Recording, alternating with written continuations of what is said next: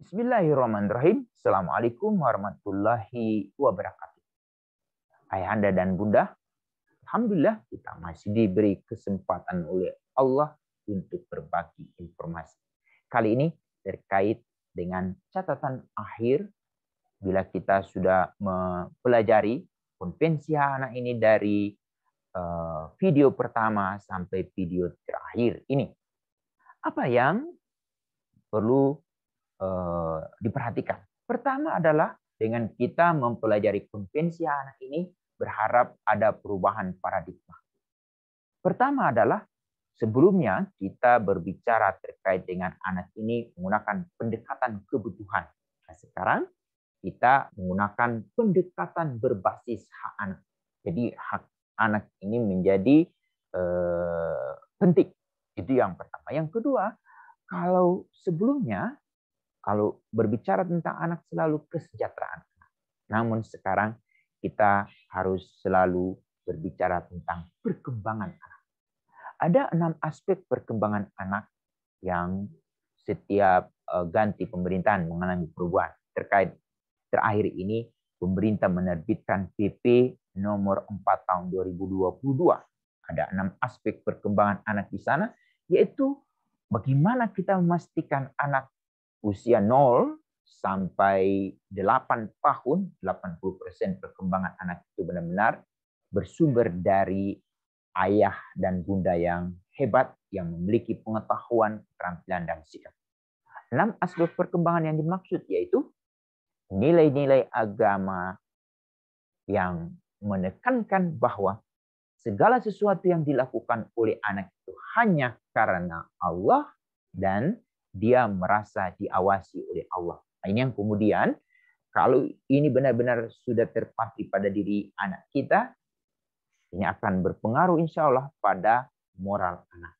Anak tidak akan pernah mengambil milik ayah, tidak pernah mengambil milik ibu, tidak pernah mengambil milik kakak atau adiknya sebelum meminta izin terlebih dahulu. Yang kemudian akan memastikan perkembangan moral anak benar-benar matang.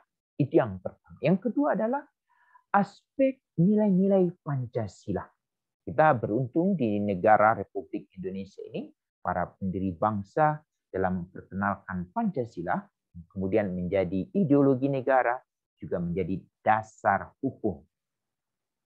Yang intinya adalah bagaimana kita memastikan dari sila 1, sila 2, sila 3, sila 4 dan sila 5 benar-benar dipraktikkan dalam kehidupan sehari-hari.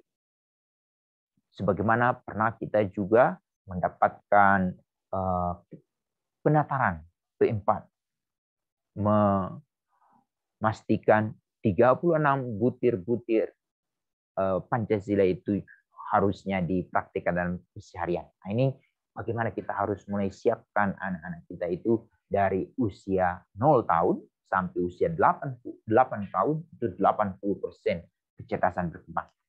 Itu yang kedua. Yang ketiga adalah bagaimana memastikan dari rumah-rumah kita itu lahir anak-anak yang memiliki motorik halus, motorik kasar yang hebat, yang itu kemudian mereka akan menjadi seorang atlet atau seorang seniman yang hebat-hebat. Nah, ini sumbernya dari rumah. Nah, untuk itu bagaimana ayahanda dan bunda memfasilitasi untuk perkembangan motorik halus dan motorik kasar mereka.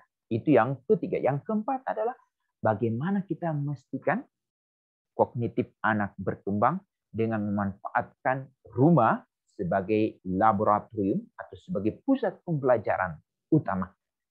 Dapur, ruang tamu, ruang tidur, lalu halaman itu memiliki berbagai informasi pengetahuan yang perlu juga didapat oleh anak dari mulut ayah dan bunda langsung.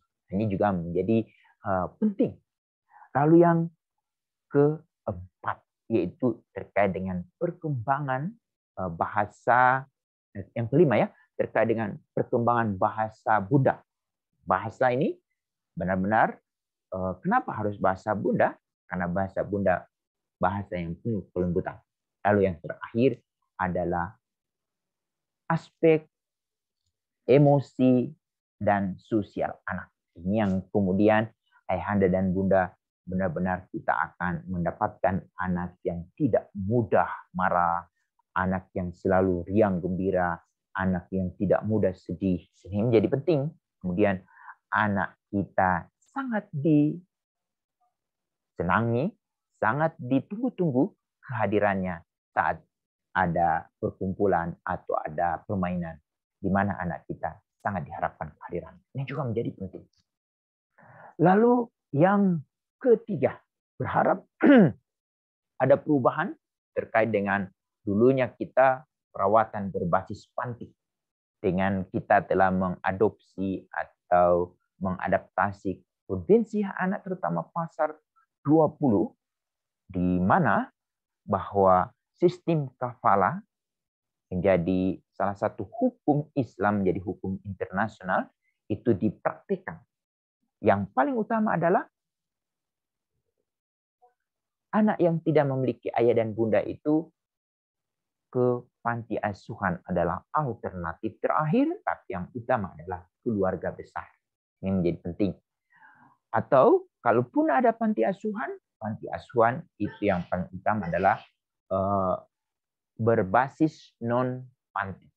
Apalagi sekarang ada perubahan peristilahan, yaitu dari PSAA, Panti Sosial Asuhan Anak, menjadi Lembaga Kesejahteraan Sosial Anak. Oleh Kementerian Sosial, setiap lembaga itu perlu distandarisasi, lalu kemudian diakreditasi. Itu menjadi poin yang ketiga. Harapannya ini ada perubahan. Lalu kemudian dulu anak-anak kita ini selalu kita titipkan, kalau kita orang tua yang bekerja terutama, kita titipkan kepada nenek atau kepada orang-orang yang tidak memiliki kemampuan. Nah, sekarang ini didorong bagaimana anak-anak kita dari usia 0 sampai 6 tahun itu mereka ditempatkan di daycare gratis yang disediakan oleh bupati atau oleh gubernur, karena bupati dan gubernur memanfaatkan tenaga-tenaga orang tuanya. Untuk itu kompensasinya adalah mengganti dengan penyediaan daycare. Ini menjadi penting.